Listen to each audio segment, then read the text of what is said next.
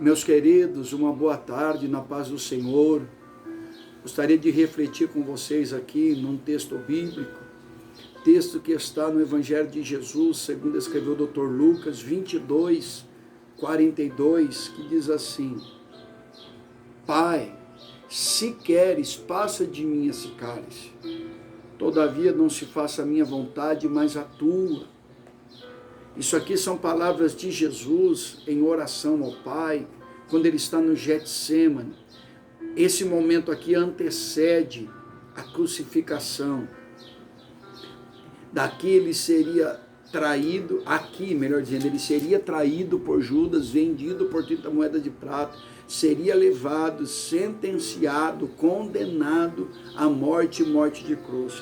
Então aqui no Getsêmani, aqui representa o dia mau para o Filho de Deus, como homem. E é nessa linha de raciocínio que eu queria meditar com vocês. O que o Filho de Deus deve fazer? Nós, os filhos de Deus, devemos fazer no dia mau. Quando o dia mau chegar. O que eu devo fazer, pastor?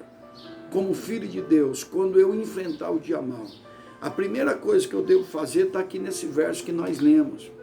Quando Jesus se reporta a Deus como Pai, ele diz: Pai, se queres, Pai. O que é isso? Isso aqui se chama nível de intimidade. Então a primeira coisa que eu devo fazer quando o dia mau chegar é guardar a intimidade com o Pai. Veja bem que na velha aliança, os judeus se relacionavam com Jeová por outros nomes: Jeová Jiré, Jeová Nissi, Jeová Rapá, Jeová Sabaote, dentre outros. Eram aproximadamente 72 nomes que eram atribuídos a Jeová na velha aliança. Então, quando um judeu ia se relacionar com Deus, usava um desses nomes. Quando Jesus veio, ele trouxe um outro nível de relacionamento. Quando ele vai ensinar na oração modelo de Mateus 6, ele diz assim: vós, quando forem orar, vocês orem assim: Pai nosso que estás no céu. Então ele traz um outro nível de relacionamento. Ele diz que quando nós somos se relacionar com Deus em oração, nós podemos chamar Deus de Pai, ok? Então aquele que aceita Jesus como Senhor e Salvador de sua vida, e tem o seu nome escrito no livro da vida, ele pode se reportar a Deus como Pai, e Deus é Pai mesmo, Pai de todos nós, é o Pai dos Espíritos, o que a Bíblia diz, né? Então a primeira coisa que eu devo fazer aqui é guardar a intimidade com o Pai. Veja bem que no dia mau, tudo que o inimigo das nossas almas mais quer é tirar de nós o nível de intimidade que eu tenho com o Pai. Então eu te oriento pela palavra: não perca o nível de intimidade, não perca teu relacionamento com Deus por causa dos problemas, das dificuldades. Eu sei que é difícil, o pastor Toninho é difícil, a luta é grande, a dificuldade é grande, às vezes dá vontade de desistir, dá vontade de abandonar, mas eu tenho um conselho de Deus para você: não desista do teu relacionamento com Deus. Oh, glória a Deus. Não desista do teu relacionamento com o Pai, em nome de Jesus. Seja o que for que você esteja enfrentando, não desista do teu relacionamento com Deus, do teu nível de intimidade, porque tudo que nós precisamos como cristão para sobreviver nessa terra, nesse mundo, vem do nosso nível de intimidade, do nosso relacionamento com Deus. Então não perca isso, em nome de Jesus.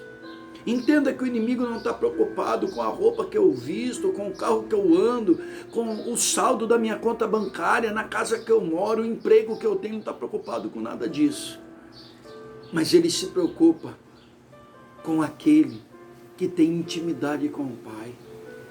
É isso que ele quer arrancar da igreja, o nível de intimidade que nós temos com o Pai. Então, mesmo enfrentando o dia mau, guarde essa intimidade, guarde esse relacionamento lindo que você tem com Deus, valorize o teu relacionamento com Deus, em nome de Jesus. A segunda coisa que devemos fazer no dia mau Está ainda no capítulo 22, só que está lá no verso 50 e 51, está escrito assim, ó. E um deles feriu o servo do sumo sacerdote e cortou a orelha direita. E respondendo Jesus, disse, deixai-os, basta. E tocando a orelha, o curou. Qual é a segunda coisa, pastor Toninho, que eu preciso fazer no dia mal? É continuar curando alguém, mesmo quando estiver ferido. Veja bem que Jesus aqui está ferido na alma, porque ele foi traído por Judas Iscariotes, embora ele sabia que ele ia ser traído, ele sabia quem era o traidor, mas humanamente falando, a traição sempre deixa sequelas na alma, a traição sempre deixa feridas na alma. Quem sabe você confiou em alguém, e alguém feriu a tua alma, traindo a sua confiança. Quem sabe alguém te decepcionou. Quem sabe alguém te desamparou. Mas eu tenho um conselho para você nesse dia mal. Mesmo no dia mal, continue sarando alguém, mesmo se você estiver ferido. Veja bem que a Bíblia diz que quando foram prender Jesus nesse dia mal, no Getsêmani, o Sinédrio foi, os soldados do templo foi, aproximadamente 600, foram para prender Jesus, e Pedro saca de uma espada e corta a orelha direita de Malco. Deixa eu aclarar aqui as nossas ideias, isso é interessante. Essa espada aqui, gente, não é uma espada de guerreiro, porque Pedro não era guerreiro, a gente sabe disso, Pedro era pescador. A gente precisa entender que a palavra espada na Bíblia, ela tem de vários tamanhos e de várias formas. Essa espada aqui que Pedro utilizou era uma adaga, uma espada curta, de curto alcance, ok? Então era uma adaga, uma faca, que todo pescador que se preza tem consigo. Então isso aqui é uma espada, que o texto diz, mas é uma faca. Não, a gente não pode ter ideia aqui que Pedro saca, desembainha de uma espada como a de um guerreiro, porque não é essa a ideia aqui. E Pedro, como era pescador, ele levava consigo sempre uma adaga. Isso aqui nos ensina algo.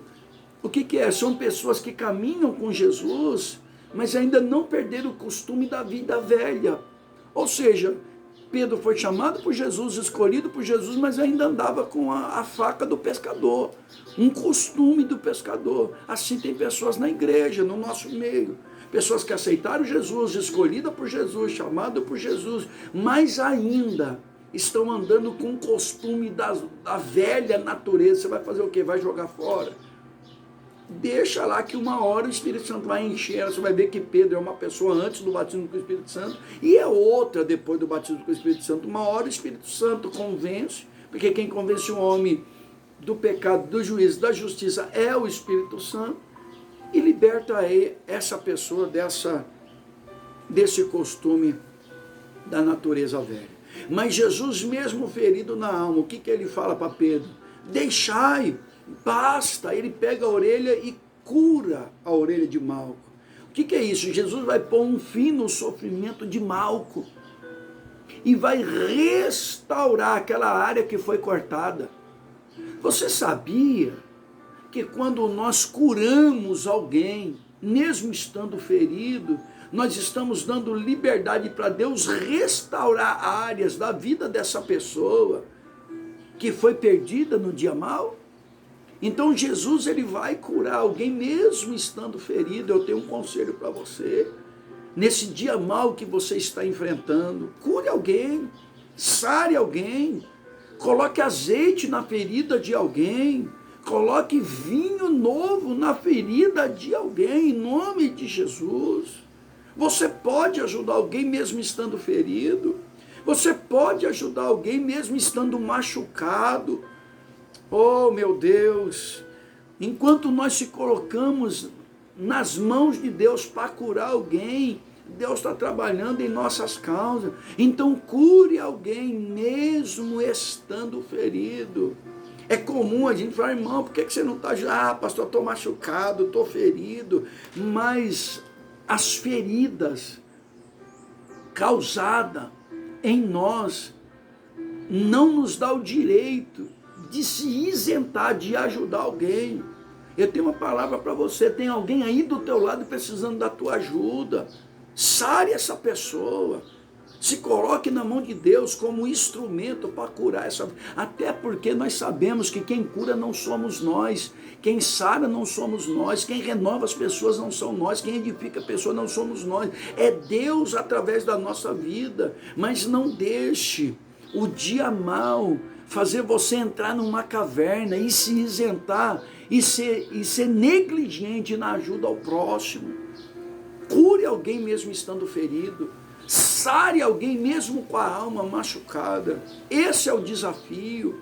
E outra, isso também é fruto da minha intimidade com Deus. Eu só consigo sarar alguém quando eu estou ferido, quando eu tenho um nível de relacionamento íntimo com Deus. Que eu entendo que o ser humano é a coisa mais importante da face da terra para Deus. Então sare alguém mesmo estando ferido. Não deixe que o dia mau tire você desse trabalho tão lindo de sarar os doentes, os feridos do caminho.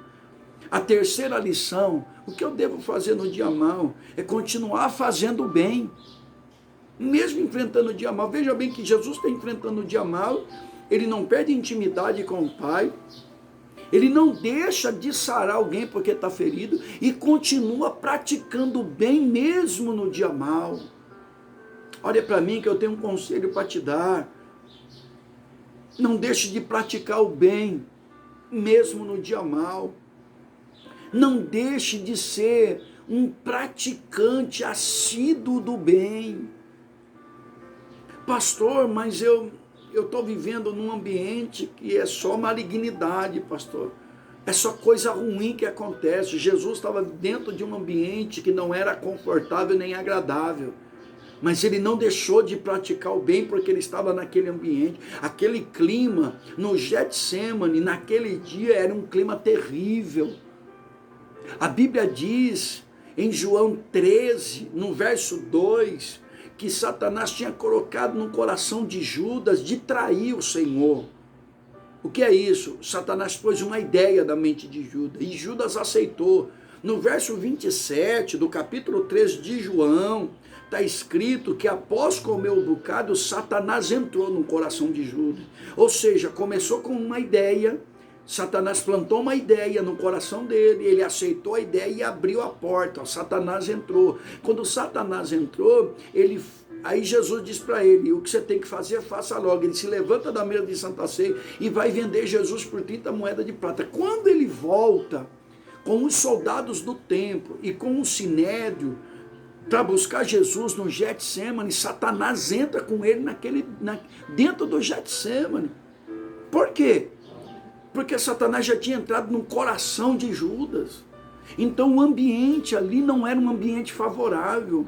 O mal estava ali, o traidor estava ali, os perseguidores estavam ali. Mas Jesus vai nos ensinar algo lindo, fantástico, maravilhoso. Oh, como esse Jesus é lindo. Ele vai nos ensinar a fazer o bem, mesmo que o ambiente seja desfavorável. Eu tenho uma palavra de Deus para alguém que vai me ouvir nesse vídeo. Continua fazendo o bem, ainda que o ambiente seja desfavorável. Paulo diz para a gente não se cansar de fazer o bem, porque ao seu tempo colheremos se não houvermos desfalecido. Não deixe de fazer o bem porque você está triste, não deixe de fazer o bem porque o dia é mau, não deixe de fazer o bem porque traíram sua confiança. O próximo não tem culpa se alguém feriu a tua confiança. Os demais não têm culpa se alguém te decepcionou. Então continua fazendo o bem mesmo no dia mau, porque isso é coisa de cristão verdadeiro. Isso é coisa de quem foi alcançado pela misericórdia e pela graça de Deus. Eu vou continuar fazendo o bem, porque eu sou uma nova criatura para isso. Paulo diz que aquele que está em Cristo, nova criatura é. As coisas velhas se passaram e tudo se fez novo. Era a velha criatura que não tinha prazer de fazer o bem. Era a velha criatura que não se alegrava em praticar o bem. A nova criatura não. Aquele que nasceu de novo, da água e do Espírito, ele precisa fazer o bem mesmo no dia mau. Por isso eu quero te dizer, ajude alguém, faça o bem mesmo no dia mau, e mesmo que o ambiente não seja um ambiente confortável, mesmo que seja um ambiente desagradável, porque você fazendo isso, você está fazendo o que Jesus fez no dia mau. E a última lição está no capítulo 23, 34 de Lucas, a parte A. Diz assim: e dizia Jesus: Pai, perdoa-lhe, porque não sabem, perdoa-lhes, melhor dizendo, porque não sabem o que fazem. Aqui Jesus já está na cruz.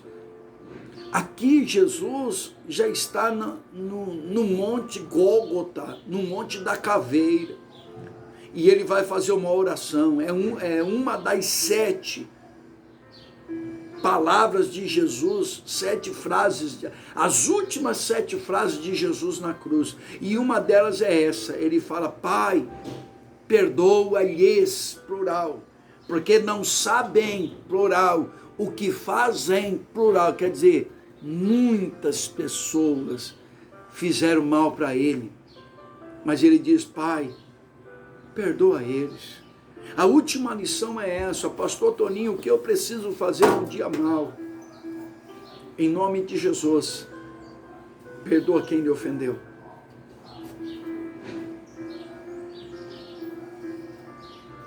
E eu sei que isso não é fácil de praticar. Quantas feridas nós recebemos, quantas pessoas nos machucaram, quantas situações foram formadas no longo da caminhada cristã. E Jesus nos ensina nessa tarde: perdoa eles, perdoa quem te ofendeu, perdoa quem traiu a sua confiança.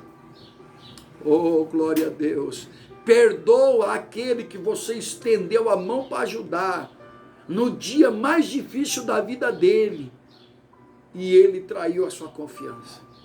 Perdoa quem lhe ofendeu, perdoa quem falou mal de você, perdoa quem lhe caluniou, perdoa quem defamou você, defamou a sua família, perdoe quem de alguma forma tentou ser uma pedra de tropeço no teu caminho. Perdoa, perdoa, perdoa, perdoa quem te empurrou para baixo, em um tempo que você estava esperando uma mão para te puxar para cima.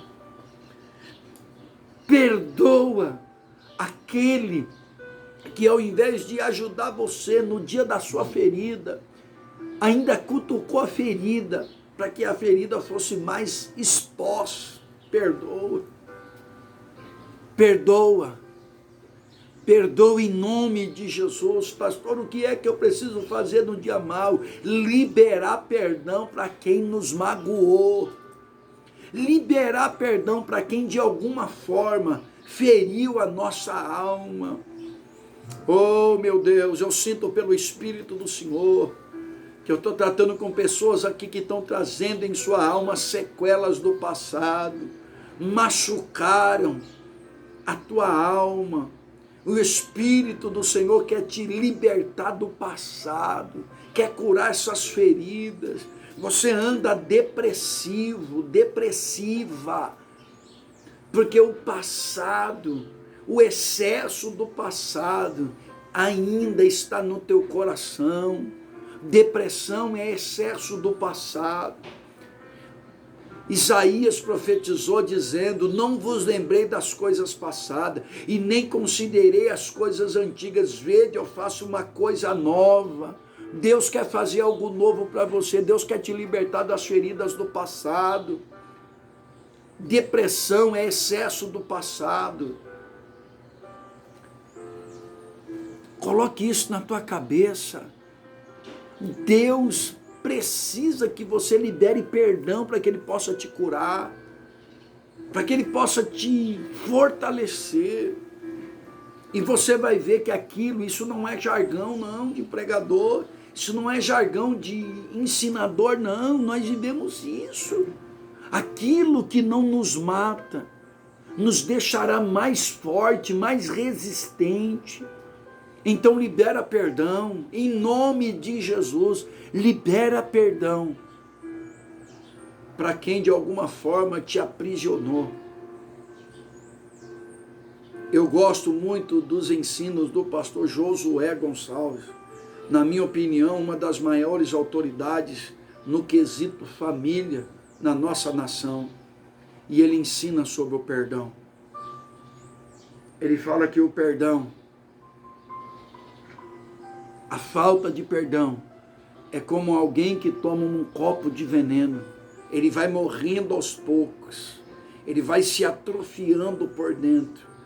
Você não percebe que você está se atrofiando na fé, nos sentimentos, nas emoções, porque você não consegue perdoar quem lhe ofendeu, quem lhe machucou. Pastor, eu não estou conseguindo. Eu vou te dar um conselho: vai jejuar, vai orar, vai mortificar a tua carne, faça um propósito de jejum e oração até Deus te dar graça para você liberar perdão para quem lhe ofendeu. Eu sei que isso não é uma tarefa fácil, mas se faz necessário. Então, as 4 lições, o que nós, como filho de Deus, devemos fazer no dia mau: primeiro, guardar e valorizar a intimidade com o Pai. Segundo, continuar curando alguém mesmo quando nós estivermos feridos. Terceiro, continuar praticando o bem, ainda que o ambiente seja desfavorável. E quarto, liberar perdão para quem tanto nos machucou. Que Cristo Jesus continue nos sustentando com a destra da sua justiça. Que a graça de Deus e a misericórdia não nos falte. Amém? Que Deus possa abençoar a sua família, o seu ministério, a sua vida, as suas emoções, seus sentimentos, a sua saúde física. Em nome de Jesus. Amém.